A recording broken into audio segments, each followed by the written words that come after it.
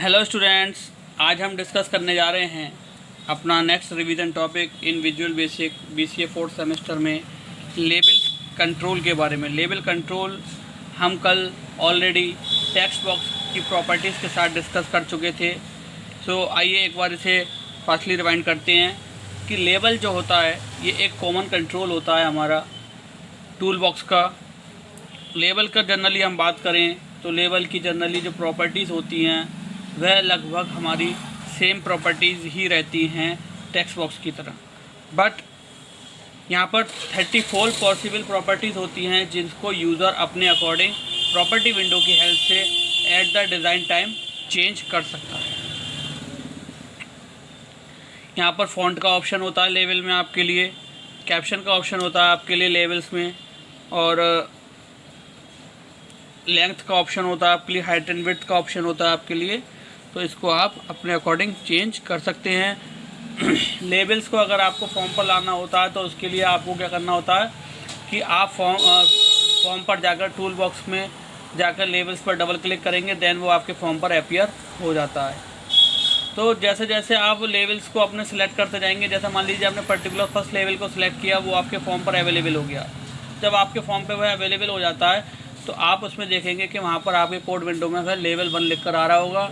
नहीं तो आप प्रॉपर्टी विंडो में कैप्शन प्रॉपर्टी पर जाकर देखेंगे तो वहाँ पर भी वह लेवल 1 ही लिखकर आ रहा होगा। तो वहाँ पर भी वह लेवल 1 ही लिखकर आ रहा होगा। सो आइए अपनी फर्स्ट प्रॉपर्टी लेबल्स के बारे में डिस्कस करते हैं हम, जिसको होता है हमारा अलाइनमेंट। अलाइनमेंट अभी हम टेक्स्ट बॉक्स में भी डिस्कस करके चुके थे।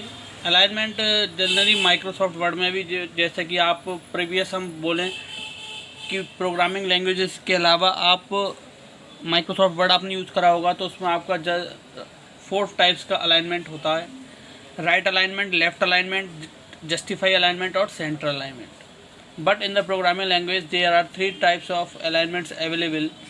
The first one is left alignment, the second one is first one is left alignment, second one is right alignment, and the third one is center alignment.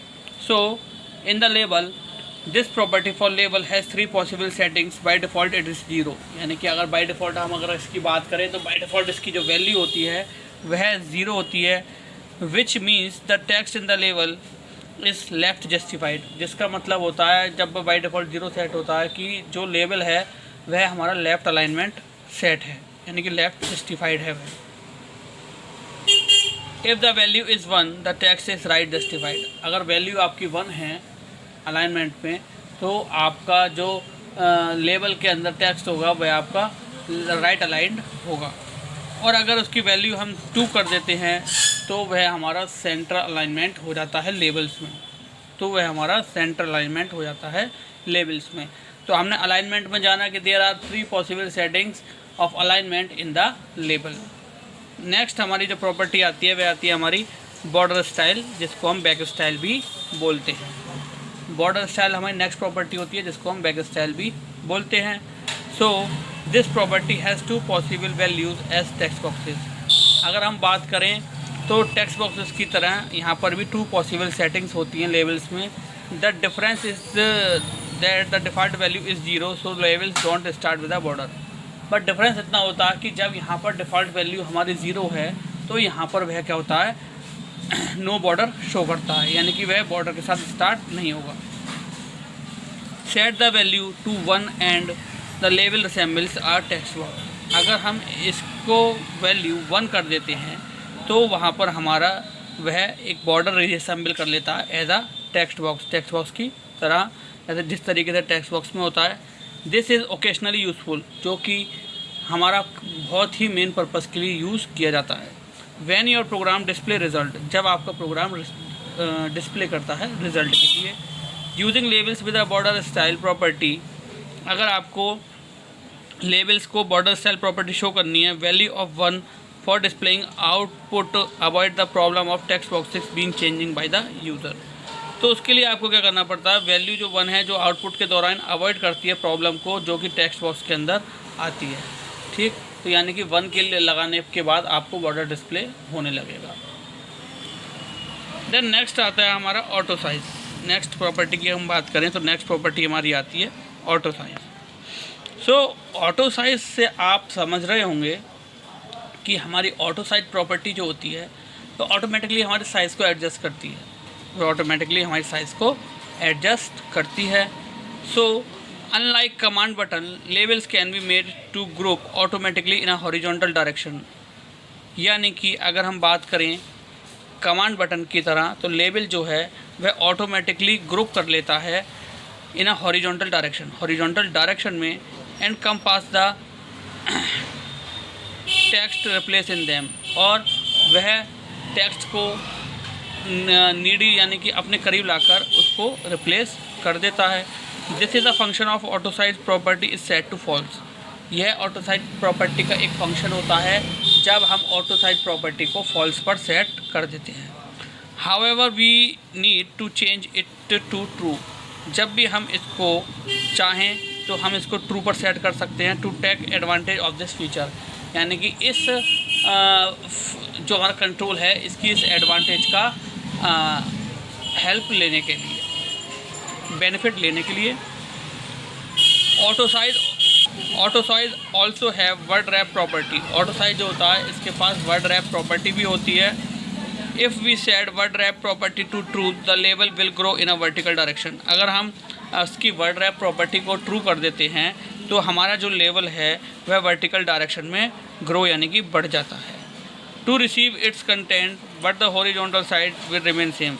अगर हम इसको कुछ करते भी हैं तो यानी कि वर्टिकल डायरेक्शन में अगर हम इसको सेट भी करते हैं तो हमारा हॉरिजॉन्टल सेक्शन में जो पार्ट रहता है वह हमारा सेम ही रहता है, यानी कि उसमें कोई भी चेंजेस नहीं होते। देन नेक्स्ट है हमारा event procedure for labels. Labels can respond to 18 events like click event.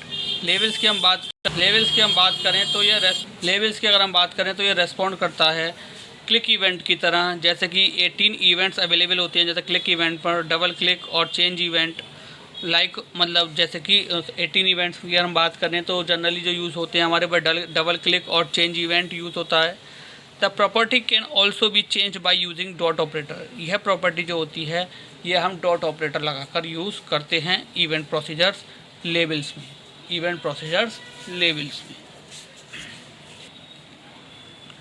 सो अब हम अपने नेक्स्ट टॉपिक को रिवाइज करने जा रहे हैं शॉर्ट में। आगे हम इसको ब्रीफली डिस्कस करेंगे, जिसका नाम है मैसेज बॉक्स।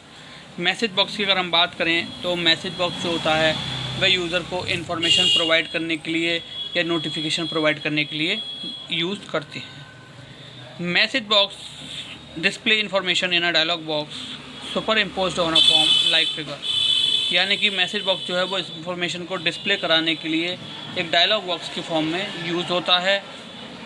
फॉर्म पर जिस तरीके से आप देख रहे हैं मैसेज बॉक्स जो है वो हमारा हेलो वर्ड प्रिंट करा रहा है, ठीक। सो इसकी कोडिंग अगर हम करें तो इसको हम इस तरीके से लिखते हैं मैसेज बॉक्स डॉट शो। या तो हम इसको पूरा लिख सकते हैं या हम शॉर्ट में भी लिख सकते हैं, जैसे MSG box dot show hello word, ठीक है। तो वह क्या है, हमारा हेलो वर्ड प्रिंट करा देगा।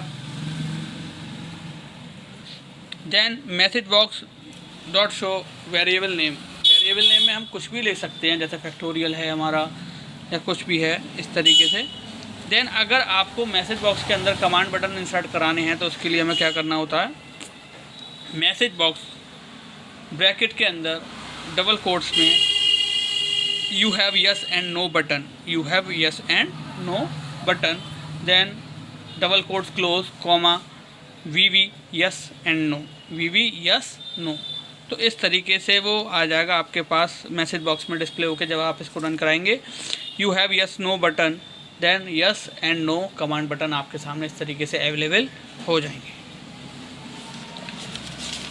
अगर हम बात करें तो यहाँ पर सिंबॉलिक कांस्टेंट जो होते हैं जिनकी हेल्प से हम कमांड बटन का वहाँ पर यूज़ कर सकते हैं वह कई होते हैं। VV ओके ओनली यानी कि डिस्प्ले ओके बटन यहाँ पर आएगा आपका display okay button. Then VV okay cancel, display okay plus cancel button, यानी कि VV अगर हम ओके कैंसिल लिख देते हैं तो वह आपके ओके प्लस कैंसिल बटन को वहाँ पर डिस्प्ले करेगा। VV अबाउट, रिप्लाई, इग्नोर, यानी कि डिस्प्ले करेगा वह तीनों बटन, अबाउट, रिट्राई और इग्नोर बटन। ठीक। वी वी यस नो अभी हमने देखा, प्रीवियस एग्जाम्पल में भी हम डिस्कस करके चुके हैं। Yes plus no plus ignore button. ठीक। देन यस नो कैंसिल, तो वह तीनों बटन यहाँ पर डिस्प्ले करेगा, यस नो और cancel button, yes no plus cancel button. तो स्टूडेंट आज हमने जो डिस्कस करा वो हमने लेबल्स की कुछ प्रॉपर्टी के बारे में डिस्कस करा, जिसमें कि हमने जाना कि लेबल्स में हमारे अलाइनमेंट प्रॉपर्टी जो होती है इसमें 3 पॉसिबल सेटिंग्स होती हैं। लेफ़्ट अलाइनमेंट के लिए बाय डिफ़ॉल्ट जो होता है हमारा वह 0 होता है, राइट अलाइनमेंट के लिए 1 होता है और सेंटर अलाइनमेंट के लिए डिफ़ॉल्ट वैल्यू हमारी 2 होती है। बॉर्डर स्टाइल की बात करें तो ये टेक्स्ट बॉक्स की तरह लगभग सेम ही होता है, बट यहाँ पर जब हमारी डिफ़ॉल्ट वैल्यू 0 होती है तो वह बॉर्डर शो नहीं करता। जब हमारी यहाँ पर डिफ़ॉल्ट वैल्यू 0 होती है तो वो यहाँ पर हमारा बॉर्डर डिस्प्ले या शो नहीं करता।